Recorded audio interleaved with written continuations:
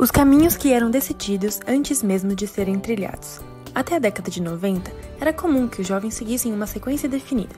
Terminar o ensino médio, sair da casa dos pais, arrumar um emprego, casamento e, por fim, os filhos.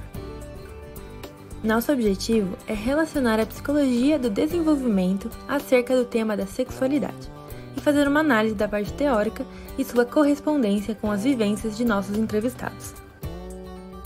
Se ver no mundo e se reconhecer, tendo consciência de sua própria orientação, foi uma mudança muito importante no comportamento sexual experienciado no século XX. Com a internet, encontros se tornaram algo mais casual, pois as conversas poderiam ser feitas virtualmente. A sexualidade passa a ser algo mais liberal, com uma tendência e aceitação a explorar a atividade sexual. De acordo com Erik Erikson, a identidade é formada, além dos valores e da ocupação, pela identidade sexual satisfatória, o qual costuma ser questionada durante a adolescência. A confusão de identidade é normal que ocorra, mas pode atrasar no amadurecimento psicológico do sujeito. Nas entrevistas, ambos afirmam terem sua orientação sexual reconhecida no período final da adolescência. A teoria de Erikson descreve que o desenvolvimento da identidade masculina é estabelecido após adquirir uma relação de intimidade, enquanto que as mulheres se definem por meio da intimidade. Reconhecer a própria orientação sexual, ter as primeiras manifestações da sexualidade, formar uniões afetivas fazem parte da identidade sexual. A consciência da sexualidade afeta diretamente na autoimagem, na autoestima e nos relacionamentos. Este processo de expressão é fortemente influenciado por aspectos socioculturais. Assim, pode-se relacionar a expressão do indivíduo com os estereótipos criados acerca da sexualidade. Neste sentido, os estigmas sociais podem influenciar nos relatos dos indivíduos, ao subestimarem outras orientações sexuais que forem diferentes da heterossexualidade. O entrevistado 1 diz ter uma abertura com seus pais, já a entrevistada 2, uma relação neutra, mas que não há comunicação sobre sua identidade homossexual.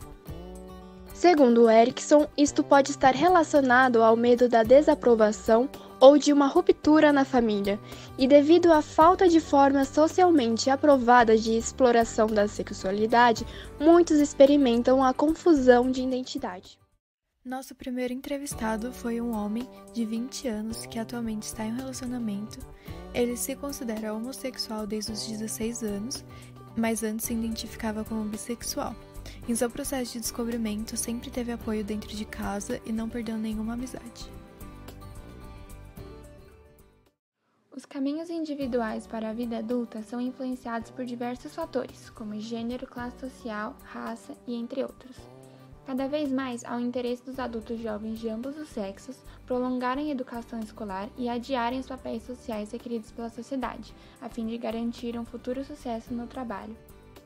Atualmente, o início da vida adulta oferece uma moratória, um adiamento ou alívio das pressões do desenvolvimento, permitindo que os jovens pudessem ensaiar e errar, experimentando diversos papéis e estilos de vida. Porém, nota-se que, em vez de explorarem ativamente suas identidades, muitos adultos jovens acabam adotando uma abordagem passiva ou deixando os pais tomarem as rédeas da vida.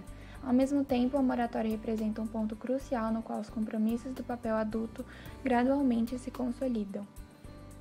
Dessa forma, a busca ativa por identidade deixa de ser uma característica da fase da adolescência e estende-se até a vida adulta. A sexualidade, segundo Erik Erikson, é dos 18 aos 30 anos de idade, e é principalmente caracterizada pelo isolamento versus intimidade. A fase do adulto jovem é onde o sujeito deveria ser capaz de expressar carinho e afeto, distinguir quem são seus amigos e se sentir seguro de quem ele é, pois só assim estará preparado para a intimidade, relacionamentos afetivos duradouros, que requerem sacrifícios e compromissos, e desenvolver a ética para ser fiel a esses relacionamentos. A incapacidade de gerar intimidade pode fazer o indivíduo ter dificuldade no contato com outras pessoas e se isolar, criando uma medida de proteção, que seria, por exemplo, o trabalho, que acaba o forçando a lidar com intimidade, competitividade e distância. Porém, segundo Erikson, o isolamento ainda é necessário para refletirem sobre suas próprias vidas, e aqueles que desenvolveram melhor a questão de quem são, o self, na adolescência terão mais facilidade para fundir sua identidade com a de outra pessoa.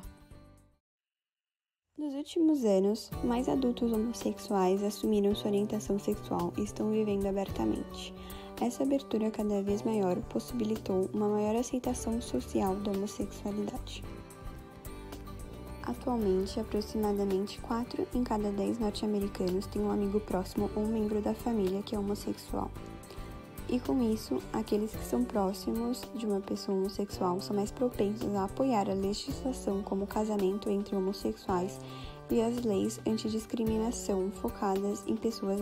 Isso é muito relevante para a força desses relacionamentos, visto que uma pesquisa demonstrou que o apoio da família e dos amigos está relacionado à duração e à harmonia do relacionamento. De fato, os relacionamentos do mesmo sexo comprometido dificilmente podem ser diferenciados em qualidade dos relacionamentos heterossexuais comprometidos. Diferenças entre casais homossexuais e casais heterossexuais também emergiram da pesquisa de Kurdec em 2006.